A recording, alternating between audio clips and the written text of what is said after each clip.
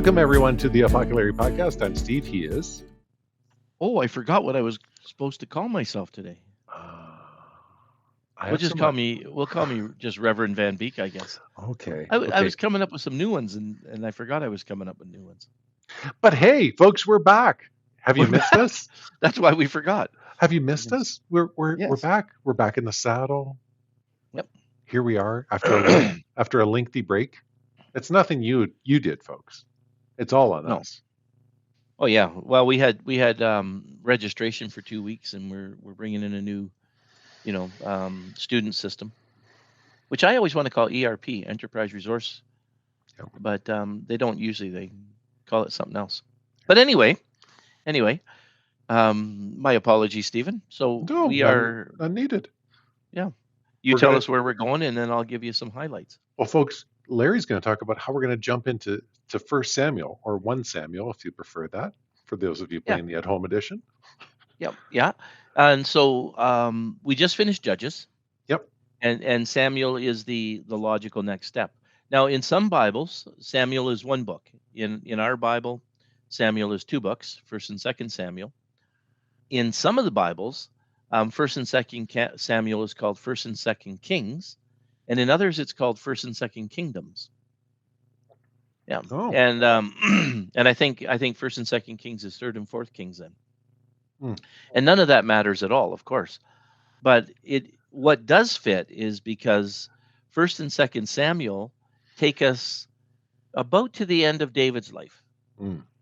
Yeah, and I so the beginning of Solomon, but not Solomon's rule. That you pick that up in Kings, Yep. and but it is the first of our kings come up in Samuel. Hmm. Yeah.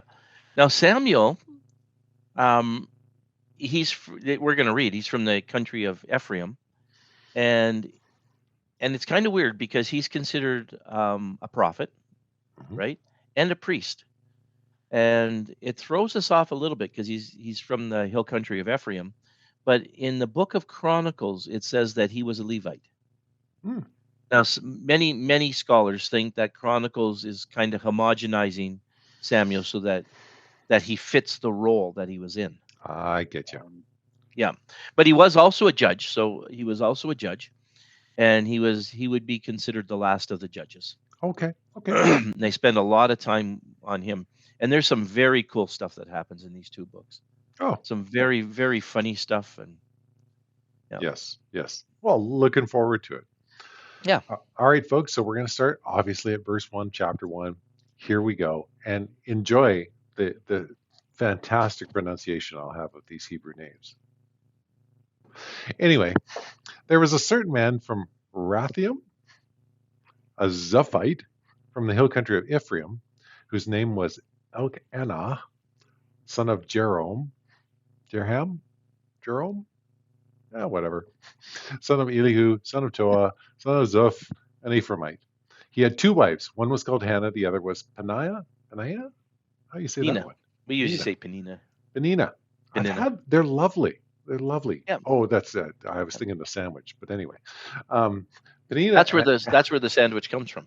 that's Yeah. right. That's right. Penina had children, but Hannah had none.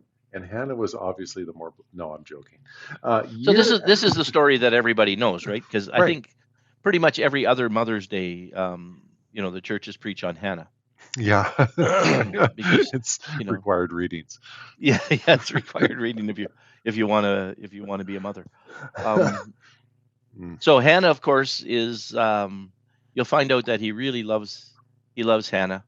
I don't know what he thinks of the other one, Yeah. because he probably loved her too, but she's not important to the story. So you only hear that she makes fun of Hannah.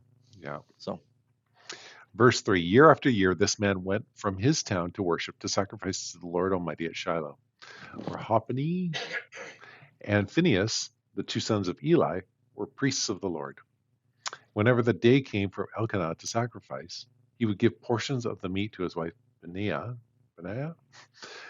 and to all her sons and daughters. But to Hannah he gave a double portion because he loved her, and the Lord had closed her womb. Because the Lord had closed Hannah's womb, her rival kept provoking her in order to irritate her. This went on year after year. Whenever Hannah went up to the house of the Lord, her rival provoked her until she wept and would not eat. Her husband Elkanah would say to her, Hannah, why are you weeping? Why don't you eat? Why are you downhearted? Don't I mean more to you than 10 sons? This is fantastic. This is a man who does not get it at all, like probably like all of us. So Penina here is just harassing Hannah mercilessly, and she's so upset. And he says, why are you so upset? Am I not worth more to you than 10 sons?" I think the answer is no. Actually, no. Yeah, he's a good guy though. He's a pretty good guy, Right, but right. as dumb as every man on the planet. Yeah. All right, verse 9. Once they had finished eating and drinking at Shiloh, Hannah stood up. Now Eli the priest was sitting on his chair by the doorpost of the Lord's house. In her deep anguish, Hannah prayed to the Lord, weeping bitterly. And she made a vow, saying, Lord Almighty, if you will only look upon your servant's misery and remember me, and not forget your servant, but give her a son, then I will give him to the Lord all of the days of his life, and no razor will ever be used on his head. Yeah, and the razor thing. That's the oh no, no, I forgot what it's called. Uh, Well, it's a Nazarite vow, right? It's the Nazarite vow, which And the is same which same vow that Samson took, right? same vow, and Samson also, I think it was lifelong. Well, almost lifelong, until Delilah had his hair cut. Yeah. But it's kind of a cool thing, because this is normally a vow that a person would take themselves, and they would take it for a short period of time. Mm, But this mother made this vow for her son. And unfortunately, he was not like Samson, mm. and listened to his mom. Yeah. Verse 12. As she kept praying to the Lord, Eli observed her mouth. Hannah was praying in her heart, but her lips were moving, but her voice was not heard. Eli thought she was drunk and said to her, How long are you going to stay drunk? Put away your wine. Again, a man just really getting what's going on. Yeah, that's right. Really, yeah. That's sensing the distress and assuming drunkenness. Yes. Yes. Yeah. Oh, verse 15. Not so, my lord, Hannah replied. I am a woman who is deeply troubled. I have not been drinking wine or beer. I was pouring out my soul to the Lord. Do not take your servant for a wicked woman. I have been praying here out of my great anguish and grief. Eli answered, Go in peace, and may the Lord God of Israel, or may the God of Israel, sorry, grant you what you have asked of him. She said, May your servant find favor in your eyes. And she went away and ate something, and her face was no longer downcast. Early the next morning they arose and worshipped before the Lord, and then went back to their home at Ramah. Elkanah made love to his wife Hannah, and the Lord remembered her. So in the course of time, Hannah became pregnant and gave birth to the son. She named him Samuel, saying, Because I asked the Lord for him. Yeah. Nice, eh? Nice. Yeah. Yeah. Yeah. And so it sounds like she kind of believed Eli. Now Hmm. you're going to find out later that Eli is terrible and his sons are awful. But he was a priest of God, and so every once in a while he would hit a home run. Yeah. Yeah. Yeah. That's right. There's no other way to say it that not all of them are, well, even a blind squirrel finds a nut every once in a while, right? Yeah. Even a broken clock is Right. right a Twice a couple day. times a day. Yeah. Unless it's more specific, and if it has AM PM, that can only be right once a day. So the more specific you are, the less chance you have of being right. Ah, nicely put. So keep things general. Verse 21. When her husband Elkanah went up with all of his family to offer the annual sacrifice to the Lord, fulfill his vow, Hannah did not go. She said to her husband, After the boy is weaned, I will take him and present him before the Lord, and he will live there always. Yeah, this is an amazing thing that she does, right? Yeah, Like like she gets the baby she's always wanted, and then gives him up yeah, to God, like not to you know bad people. yeah. Well, But to it, bad people. but Yeah, you're right. Like taking your only child, like you've prayed for this child for years, and you take this child. Here you go, and that's the last I will see of him, maybe. yeah. Unless she realized after having a child just how much work it is to have a child. I thought, Actually, I'll give this one up. Come to think of you it. can have this one. Yeah. Yeah. But no, we know we know that's not the case. No, no, no. Yeah. Verse 23. Do what seems best to you, her husband Elkanah told her. Stay here until you have weaned him. Only may the Lord make good his word. So the woman stayed at home and nursed her son until she had weaned him. After he was weaned, she took the boy with her, young as he was, along with a 3-year-old bull, an ephah of flour, and a skin of wine, and brought him to the house of the Lord at Shiloh.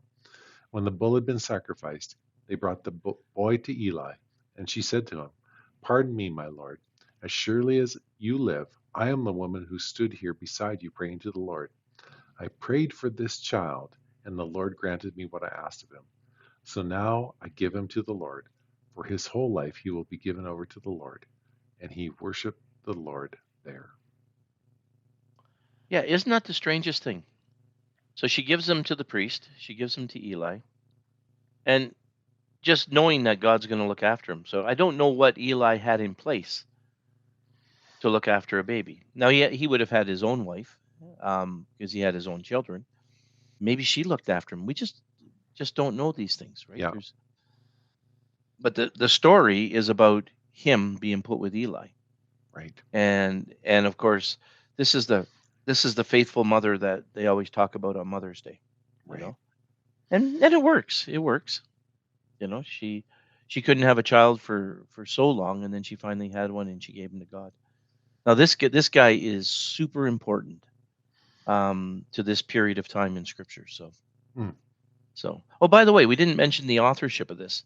We don't know who wrote it, Okay. but we think he wrote it, sometime after Solomon, Hmm. because his book ends.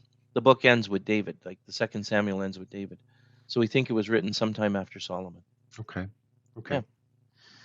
Interesting. So yeah. Interesting. So this is them taking the stories that were passed down over the years and then finally chronicling them.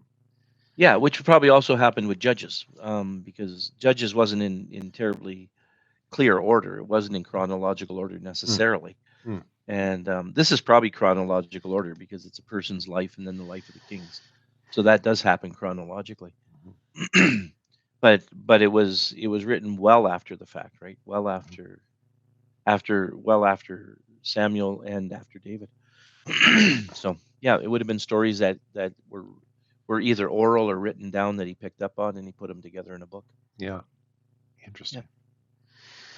So Well, great. Thank you, my friend. That was fantastic. Folks, I hope you enjoyed our introduction to Samuel. As we see, the table is set, right? You know, his mother prays fervently for a child. This child is now given to the Lord. And Samuel's going to do some great things. And like Larry said, Samuel will also be part of some very funny stories all the way through, too. So we'll actually see one in the next chapter, if I remember right.